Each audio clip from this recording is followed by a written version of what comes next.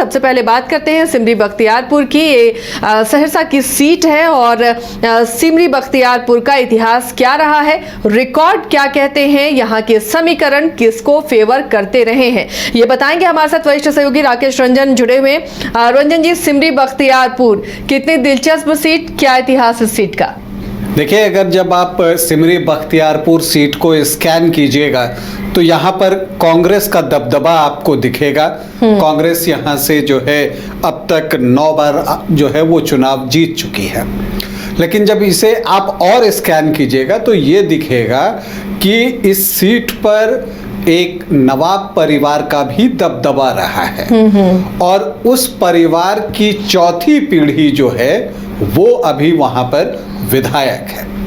अगर आप देखें, अब राज्य पर से पर्दा हटाते हैं, चौधरी मोहम्मद सलाउद्दीन के परिवार की हम बात कर रहे हैं। देखिए, उनके पिता भी 1952 में चुनाव लड़े थे, हालांकि उन्हें सफलता नहीं मिली।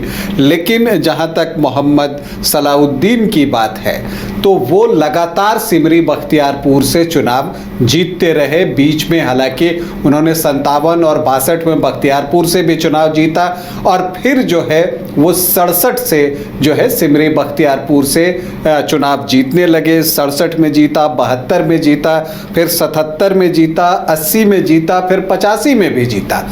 और उसके बाद जब चौधरी मोहम्मद सलाउद्दीन के बाद जो है उनके बेटे चौधरी महबूब अली कैसर जो हैं, जो कि कांग्रेस के प्रदेश अध्यक्ष भी रहे हैं, वो भी यहाँ से 3 बार चुनाव जीतने में सफल रहे।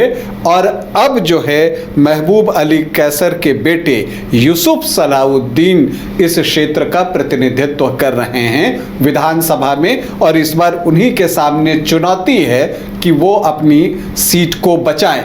हालांकि अगर आप ये चीज़ देखें कि अगर हम मोहम्मद सलाउद्दीन की बात करते हैं, चौधरी मोहम्मद सलाउद्दीन की, तो वो कांग्रेस के टिकट पर चुनाव जीतते थे। इसी तरह से महबूब अली कैसर भी कांग्रेस के टिकट पर चुनाव जो है वो जीते। लेकिन जो यूसुफ सलाउद्दीन हैं उन्होंने आरजेडी के टिकट पर चुनाव जीता है। और अगर आप 2020 विधानसभा चुनाव को याद कीजिए तो उस वक्त जो महबूब अली कैसर थे वो जो हैं आपको खगड़िया से सांसद थे एलजेपी के टिकट पर। लेकिन फिर जब 2024 में उन्हें टिकट नहीं मिला तब जाकर उन्होंने भी आरजेडी का दामन थाम लिया है। तो अब देखना यह है, चूंकि अब जो महबूब अली कैसर हैं वो भी अभी जो है वो सांसद नहीं है, तो क्या इस बार वो खुद चुनाव लड़ना चाहते हैं या जो बेटे हैं उनके यूसुफ सलाउद्दीन वही चुनाव लड़ेंगे। हालांकि यूसुफ सलाउद्दीन अपने क्षेत्र में अभी काफ़ी सक्रिय हैं। लेकिन ये बातें तो हो गई, एक परिवार की बात हो गई। लेकिन ये सीट जो है इसलिए भी चर्चा में रही और पिछले विधानसभा में इस सीट की काफ़ी चर्चा हुई थी, उसकी बड़ी वजह थे मुकेश सहनी।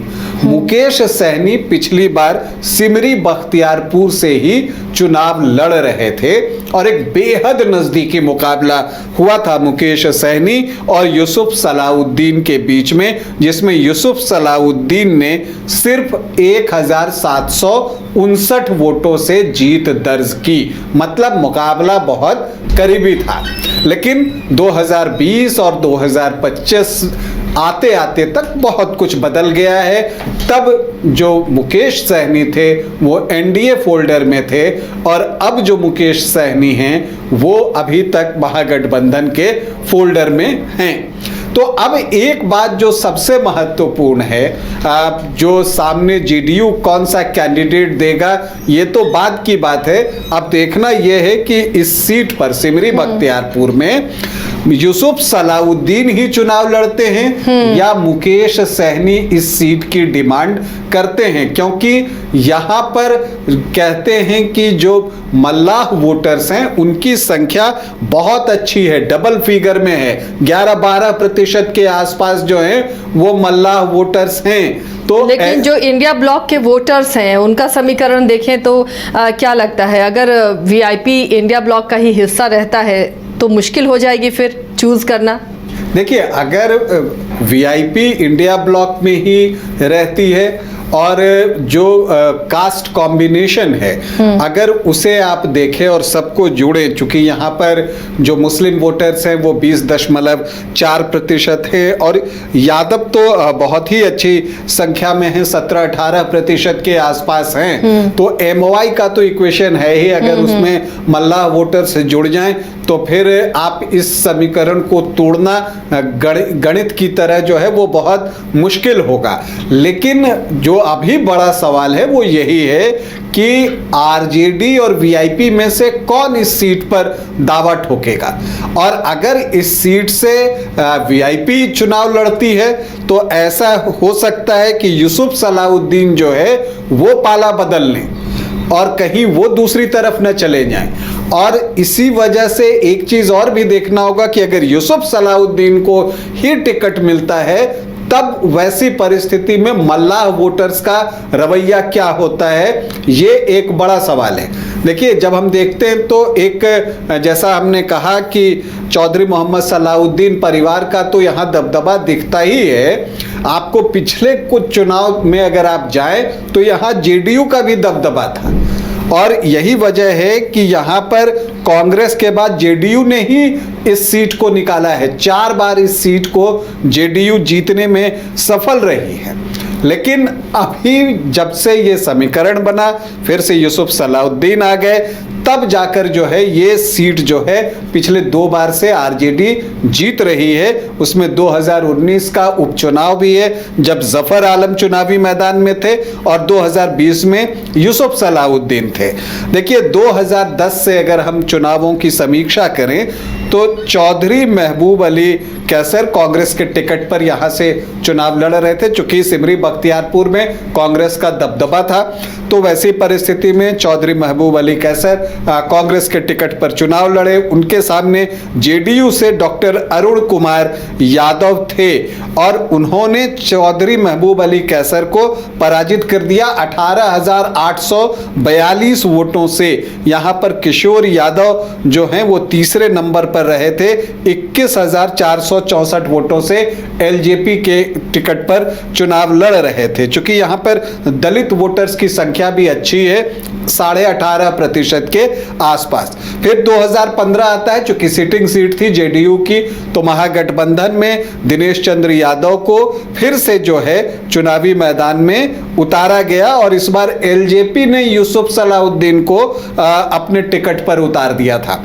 ये 2015 की बात है और तब दिनेश चंद्र यादव फिर से जीतने में कामयाब हुए। दिनेश चंद्र यादव अभी मधेपुरा से सांसद हैं तो वो फिर से जीतने में सफल रहे। उन्होंने जो है 78,514 वोट लाए और यूसुफ सलाउद्दीन को जो है वो 40,708 वोट आए। मतलब कि लगभग जो मार्जिन था वो बहुत ही ज़्यादा था, 37,000 से ज़्यादा का जो है वो मार्जिन था 2015 में। उसके बाद अगर आप देखें, वैसे 2015 में एक दिलचस्प बात है कि जेएमएम भी यहाँ से चुनाव लड़ा था, 7वीं पोजीशन पर रहा था, 3,717 वोट आए थे, 2.25% उनका मत था। फिर 2019 में उपचुनाव होता है जब दिनेश चंद्र यादव जो है वो सांसद बन जाते हैं। तब जो यहाँ उपचुनाव होता है तब आरजेडी ने जो है ये सीट अपने पास ले ली। इससे पहले तक यहाँ पर कांग्रेस चुनाव लड़ा करता था, फिर जेडीयू लड़ा, अब आरजेडी ने वो सीट ले ली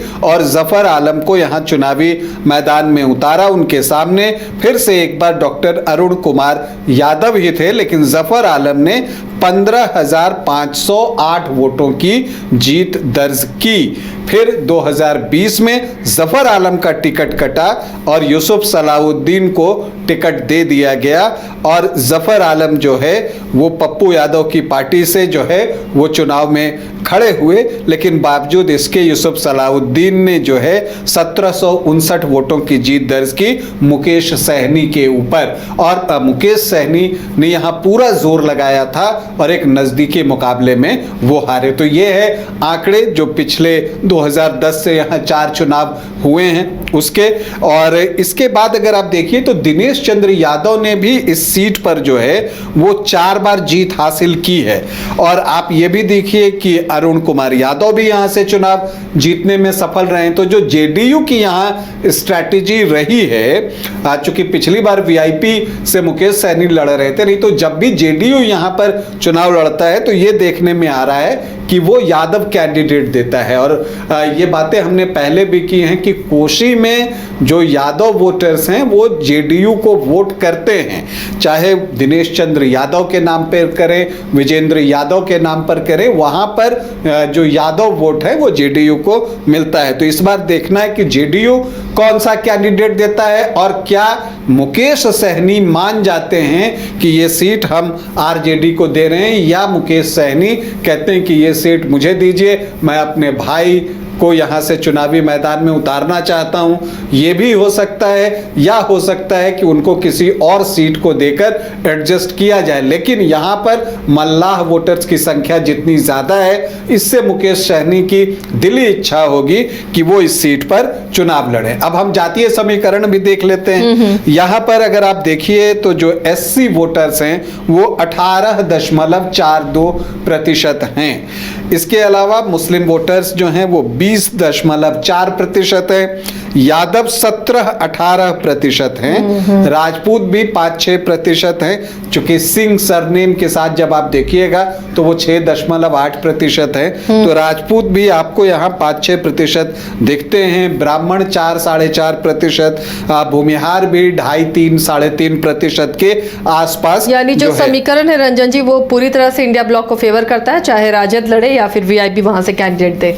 देखिए, बस वही समस्या है कि अगर आरजेडी लड़ता है और जो वीआईपी के कोर वोटर हैं उनको लगता है कि ये सीट उन्हें क्यों नहीं मिली, तो वो नेचुरली फिर वो दूसरे तरफ जा सकते हैं। क्योंकि आपको बताऊं कि जब 2019 में उपचुनाव हुआ था तब आरजेडी और वीआईपी दोनों के उम्मीदवार थे, तब वीआईपी को 25,225 वोट ही आए थे, जबकि मल्लाहों की संख्या यहां पर इससे कहीं ज्यादा है, ऑलमोस्ट डबल मानकर चलिए। तो ऐसी परिस्थिति में जो है, अगर एक जो समस्या आएगी महागठबंधन के साथ वो यही आएगी कि अगर यहां से यूसुफ सलाहुद्दीन चुनाव लड़ते हैं, आरजेडी के टिकट पर लड़ते हैं, तब वैसी समस्या आ सकती है कि फिर वीआईपी के वोटर्स जो हैं वो दूसरी तरफ चले जाएं। और अगर वीआईपी को ये सीट मिलती है तो यूसुफ सलाहुद्दीन कहीं दूसरी तरफ न चले जाएं, ये एक सवाल है। तो ऐसी परिस्थिति में क्या ये हो सकता है, यह अनुमान है कि यूसुफ सलाहुद्दीन आरजेडी से चुनाव न लड़के वीआईपी के टिकट पर चुनाव लड़े, तब वैसी परिस्थिति में सारे समीकरण सध जाएंगे। तो ये हो सकता है। तो अब इसके लिए हमें अभी इंतजार करना होगा चीजें कैसे आगे बढ़ती हैं। लेकिन कुल मिलाकर अगर आप देखिए तो सिमरी बख्तियारपुर का चुनाव जो है वो रोमांचक होगा, और इसलिए भी रोमांचक होगा कि मुझे लगता है कि इस बार जेडीयू यहां से चुनाव लड़ेगा, और वो ट्रायल एंड टेस्टेड जो उसका एक इक्वेशन है चुनाव लड़ने का यहाँ पर, जिसकी बदौलत इस सीट पर उसने 4 बार जीत हासिल की है, वो एक बार फिर से यहाँ पर यादव कैंडिडेट देगा। चूंकि यहाँ पर वो जो पिछड़ी जातियां हैं और अति पिछड़ी जातियां हैं उनका भी एक अच्छा मत प्रतिशत है। तो वैसी परिस्थिति में जेडीयू वही देखता है कि सामान्य जाति के वोट और इसके साथ जो है यादव वोटों में बड़ी सेंधमारी वो निकाले, और जो अति पिछड़ी जातियां हैं उनको अपने साथ इंटैक्ट करे, तो उसके लिए भी संभावनाएं बन सकती हैं। तो एक रोमांचक मुकाबले की उम्मीद हम सभी कर रहे हैं। चीजें जैसे जैसे आगे बढ़ेंगी स्थिति और स्पष्ट होती जाएगी। चलिए, तो स्कैन किया हमने सिमरी बख्तियारपुर को, जहां पर बेहद दिलचस्प मुकाबला होने वाला है। किस तरह से पार्टियां समीकरण बैठाती हैं, यहां पर दोनों खेमों से कैंडिडेट कौन होंगे और किस तरह मुकाबला होगा, वो भी आपको हम जल्द ही बताएंगे।